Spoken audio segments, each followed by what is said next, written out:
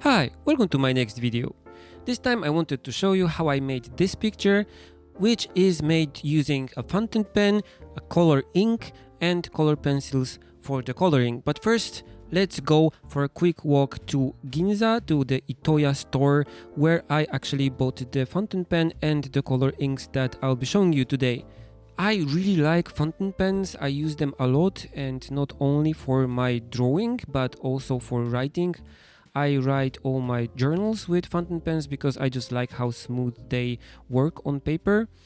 And I wanted to have a fountain pen with a transparent body and use it with colored inks, because it would be really cool to write my journals with colored ink and have a pen that you can actually see the ink inside. So I went to the Ginza Itoya to look at their awesome pens. They have a lot of pens that you can actually test there and buy there, of course.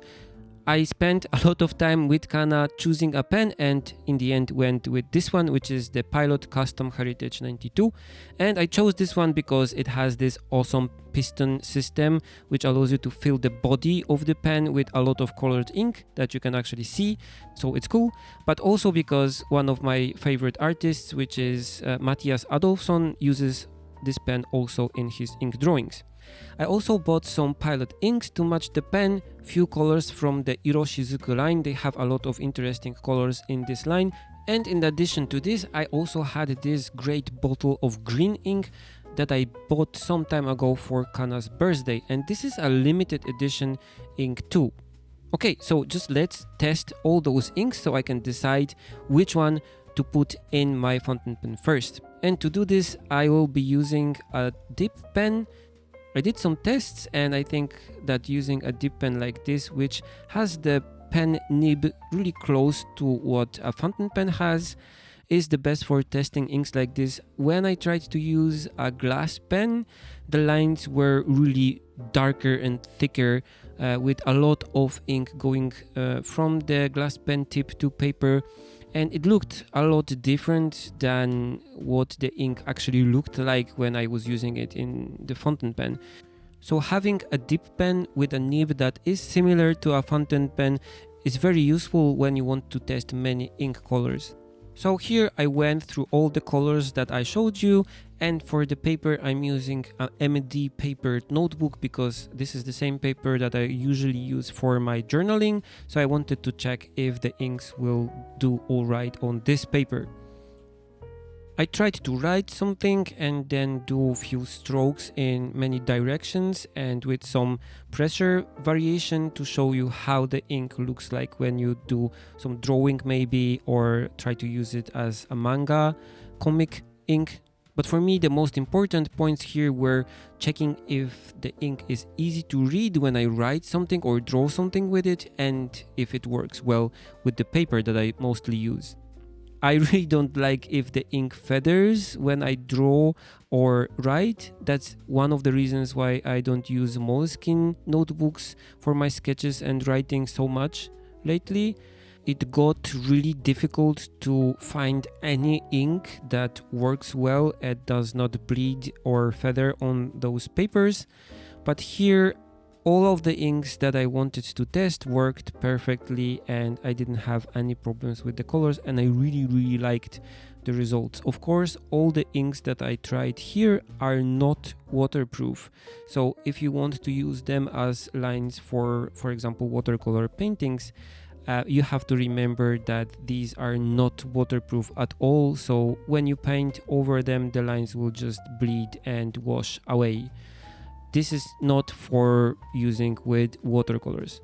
But knowing this, I still wanted to test if these are really not waterproof, and yes, all of them just wash away with water. Okay, I really liked all the colors. I'm excited to use all of them in the fountain pen, but first I think I'll use the Yamabudo because also it goes well with something that I would like to draw. But first, let's make a short writing test and see how the ink performs in the fountain pen that I want to use it with. I really like how you can see the ink through the transparent body and how the pen takes a lot of ink inside, so you can draw and sketch and it does not end. The ink does not end so fast. And of course, it's really fun to see the colored ink inside of the pen through the transparent body, especially when you start using the ink up, so the tank is about half full. Okay, so let's go to the drawing part. I had this scene saved to make a drawing of it for some time already. This is based on a photo that we took together with Kana on one of our trips, and I really liked this place with small shops inside of a Japanese garden actually. And it has all the things that I like, so cute buildings, some trees, some other plants, and also water, so I can draw some awesome reflections too. First, I started with a really rough pencil sketch, and I didn't show it in this video because this was just a concept thing to decide the perspective and the composition. Then, when I had decided what I actually want in the picture, I started drawing with a Blackwing pencil on Canson 1557 paper. This is a great heavyweight paper that also works really good with the fountain pen because it doesn't have so much texture, and the ink I chose doesn't bleed on this paper either. It still has enough character and texture to make it kind of interesting, and especially interesting for sketching and drawing and doing colors with color pencils, because this is what I'll be using today for this picture.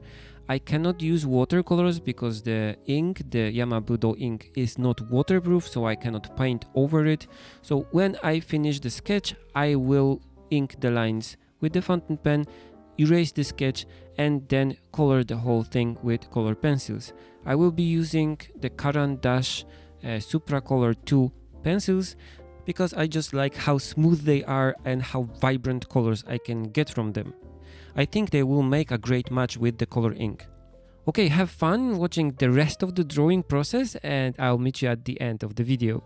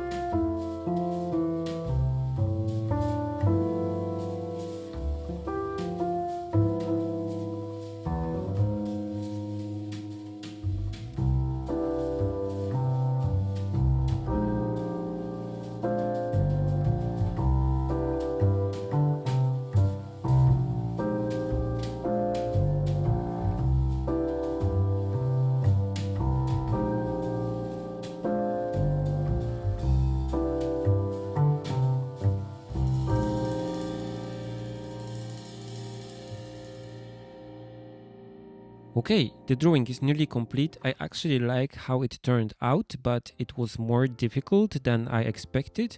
I tried to keep this rough texture of the pencil strokes and not make it too busy, and also tried to keep the colors vibrant by not going over the same place over and over with many colors. So it ended up being less realistic and kind of more simple than my usual paintings, but I still like it this way. Okay, that's it for this video. I hope you liked it. This is how the finished picture turned out. I really enjoyed the process, and especially using the color pencils and ink. I'm excited about using the other ink colors in my drawings and in my writing too. Okay, as always, feel free to comment, share and subscribe, and you can also support me on Patreon. It's your support there that allows me to do this kind of drawings and videos. See you in the next one. Bye!